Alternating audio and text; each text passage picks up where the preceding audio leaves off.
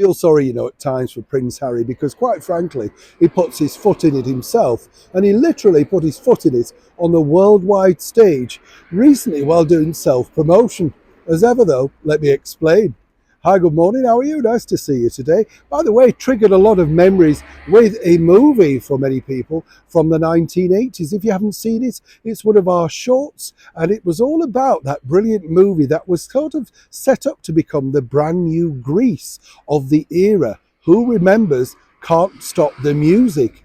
You do? You see, starring the Village People, Valerie Perrine, and of course Steve Guttenberg, who had to star in many Police Academy movies in order to try and salvage career after that particular flop. It's like all of these films, though, like Xanadu. Do you remember that with Olivia Newton-John?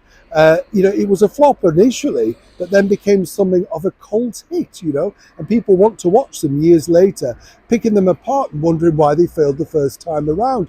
Who remembers Grease 2?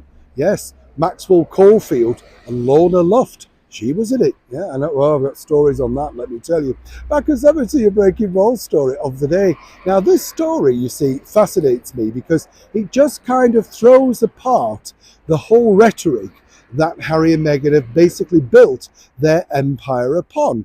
You see, they're always going on about this particular narrative, and it was brought up most recently in that now defunct book, Endgame, apparently about, everybody in the royal family, well, seemingly, according to them, is a royal racist, seemingly because they wanted to ask, perhaps, the skin colour of the then unborn Prince Archie. But you see, one thing that absolutely caused a mountain of fury when Harry finally returned back from New York City, having promoted his autobiography Spare just over a year ago now, while appearing on the CBS show Stephen Colbert, you will recall this bombshell. That's right, you see, he sat down without an audience, but we were sort of tricked into that because apparently security was very tight. And the other guest star was none other than Tom Hanks. All of those fake arrivals with the fake royal trumpeteers, do you remember all of that? Mocking the heritage system that he'd grown up with. Well, it got worse, you see, because discussing the children in advance, Prince Harry basically said he was wondering if his Spencer Ginger gene would be strong enough to come through against Meghan's heritage. She wasn't Nigerian at this point, we'll point that bit out. Yeah, I'm not quite sure what she was claiming or identifying as at that particular point.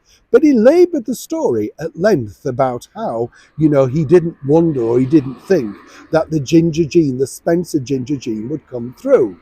Now, I've been told, and as ever we have to say allegedly, but on very good authority, this made Meghan see red mist because obviously she realised that that particular conversation blew apart any other conversation regarding people speculating the skin tone, the colouring, etc.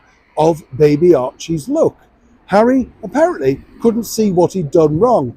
That's always the problem with Prince Harry, right? And so for a while, let's say, things were rather rocky. And you'll notice that Harry never ever brought that particular individual story up again. Always happy to share true insight. Neil Sean in the very heart of Yorkshire.